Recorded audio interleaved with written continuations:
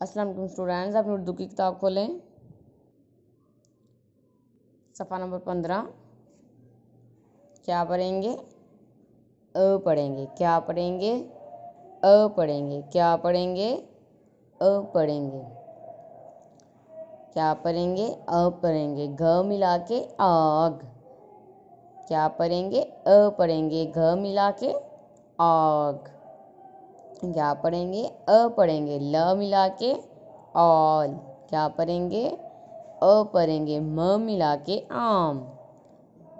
क्या पढ़ेंगे? अ पढ़ेंगे। म मिला के आम।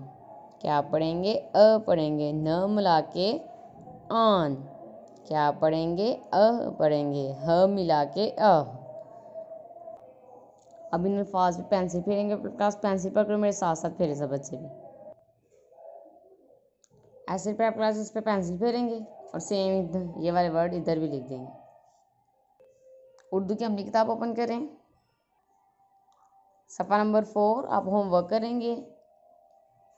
आग से लेकर आग तक।